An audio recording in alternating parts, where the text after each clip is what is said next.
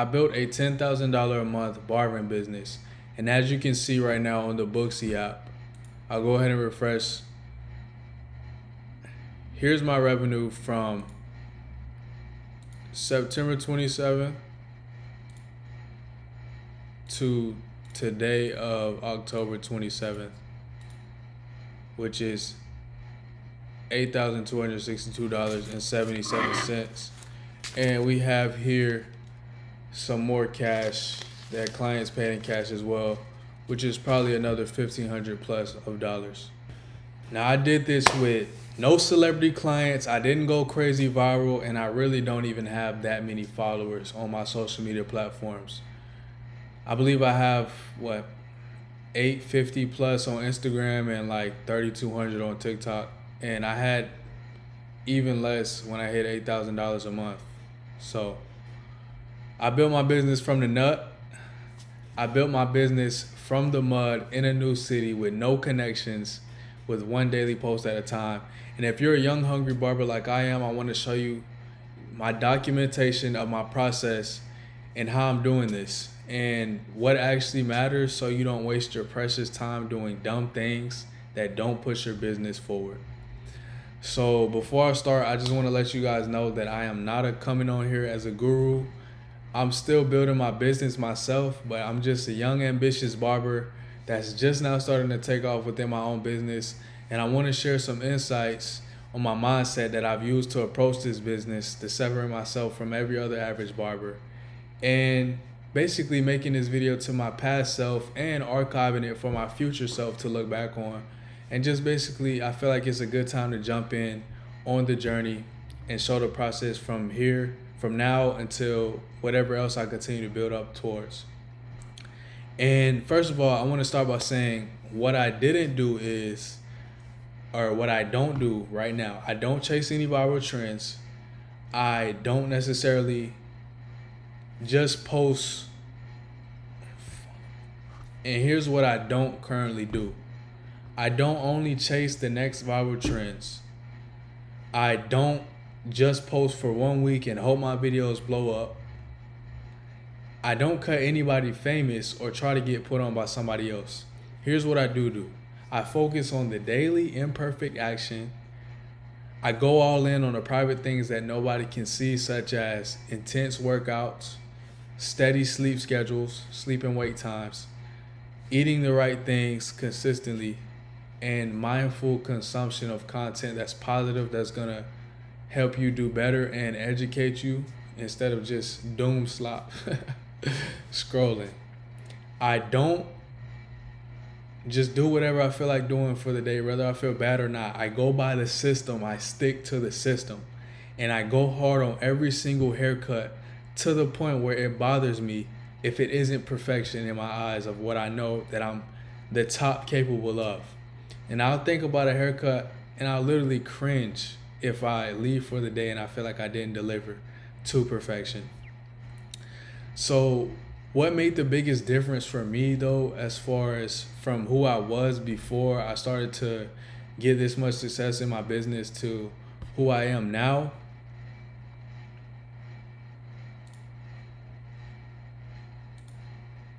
I would say that I learned to treat content creation like compound interest. See, content creation is the very key to my success, and I wouldn't be here where I am standing with my business if it wasn't for content creation. And I didn't need the viral proof. I didn't need to have crazy numbers. I just needed to show myself doing it daily and being consistent. See, delayed gratification is going to be the biggest key here for you. So for me, I noticed that whenever I was on point with content and I was posting a lot and posting daily for weeks, I stopped because I feel like I wasn't seeing any success and any traction or any clientele. But that's right when they started coming in. So I had to learn that success is actually staggered. So when you start, it's not going to happen immediately. Everything takes time to build up. So just know that when you start, it's going to be 2 to 3 weeks to even a month from when you post the first very video to when clients are actually going to start booking with you. Because they want proof as well that you can be consistent and that you're actually delivering. So I said, if I can stick with this until clients start coming in, then it's going to be a point in the business when the content starts making itself, because it's going to be a brand new client. You don't have to keep posting videos with your current clients, but then you have guys coming in with crazy haircuts and trendy styles, and it's just going to transform your business from there. So you just got to be able to get to that point. And I just got one setup system, made it easy as possible. I got the camera in one spot. I got a set content style that I was gonna do that I saw working for other creators and getting them good results. And I made it my purpose to be intentional about it and make the best content that I possibly could. But taking daily imperfect action, as I said, like if the video wasn't the best, I made sure that I put my all into what I could. I made sure that, and this will help you as well improve by posting content, because you don't realize what your cuts are and how much better they could be until you shine that camera phone on there and you see that it doesn't look blended in the light, or this side is different than that side, or it's too much weight. Basically, recording your haircuts will 10x your speed of that, which you improve way faster. So I encourage anybody just to start making content, if no other reason than to just improve your haircuts and put it out there, because everybody else is scared. But if you just take that risk, good things come to those who take that action, bro. And the reason that I was able to raise my prices more than that market rate, which my prices now is $55. And at first I started in a commission shop, so it was like $35, and then we raised $5 in there now to $40 back then, and then now I'm at $55 haircut, $70 haircut and beard, which in the scheme of things isn't even crazy, because this barber's consistently doing $100, $150, $200, but those are like the big tier guys, like really got content figured out. But I didn't just guess on what I had going on as far as when I should raise my prices. I followed the numbers. So I was booked out every week for like a month and a half to 2 months straight. And once I solidified my position in the market and I had enough clients coming in consistently, I told myself that I'm gonna just go ahead and make the jump and raise my price, and we're gonna have to just figure it out. But the crazy thing is, I have been putting so much effort into everything that I was doing outside of just barbering, as far as making my look as aesthetic as possible and being that figure that people can look at me at a quick glance and trust with their grooming, or physique wise they can see the discipline on me, or just putting my all into my haircuts. And leading up to me raising my price and being booked out, I made sure that I went extra hard on a haircut to prepare for it to elevate towards that new price point, and for it to be justified, so that you're only as good as your last haircut. So I don't care if you gave them the perfect fade 2-3 weeks ago, whatever. If you can't do that again and again and again, it doesn't matter.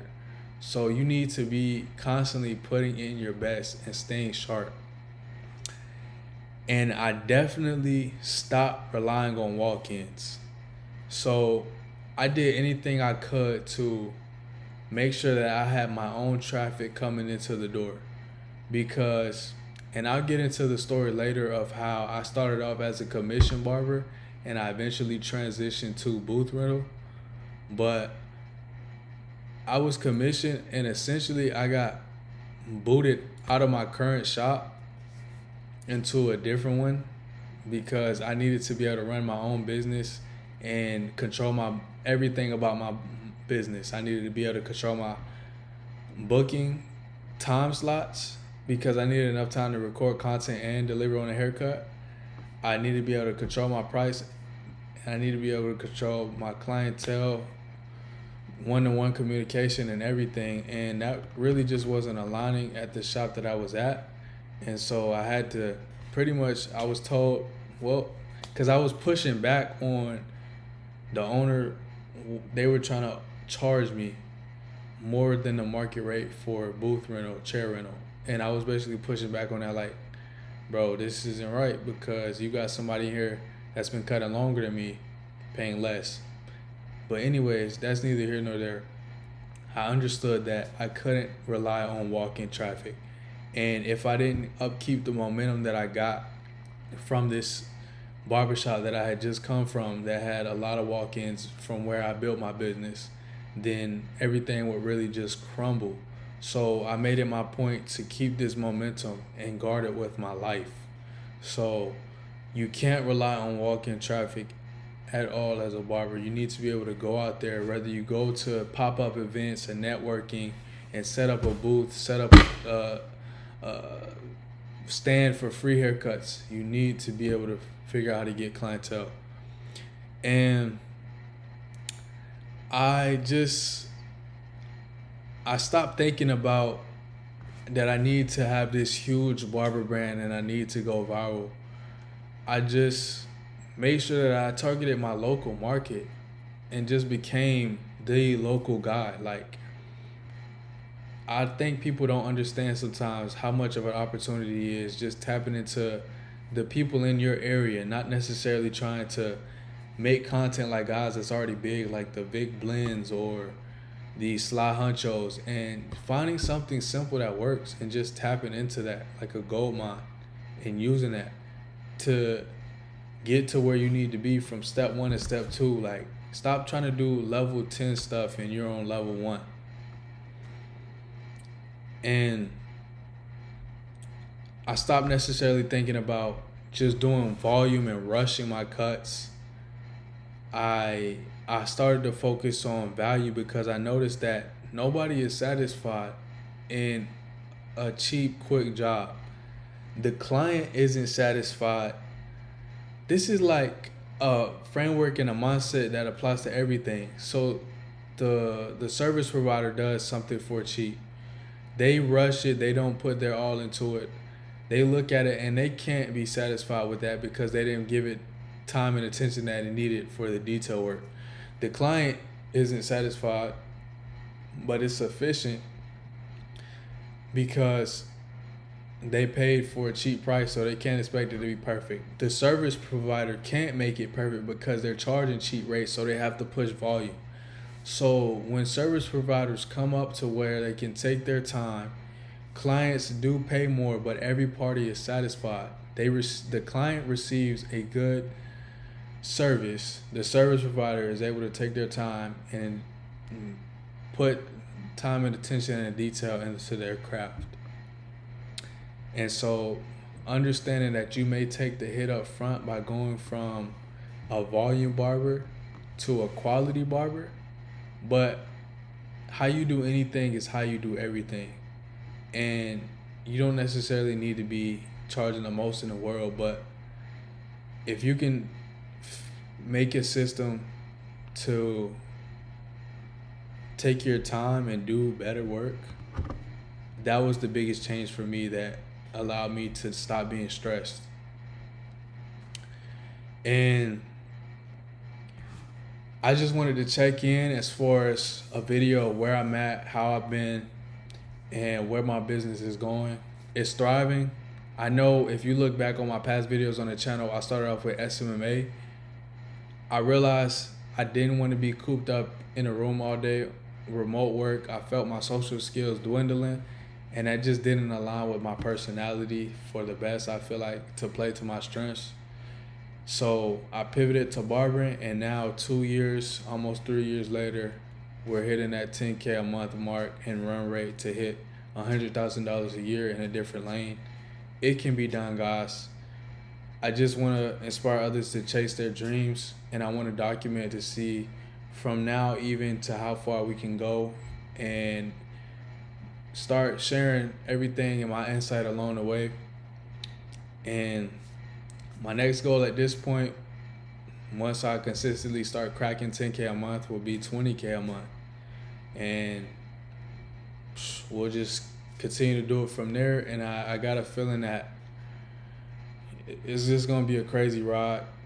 So if you're another barber or business owner, period, and you're ambitious and focused and driven, man, let's kill this business world together, man. Let's take over. Let's be the new era of business.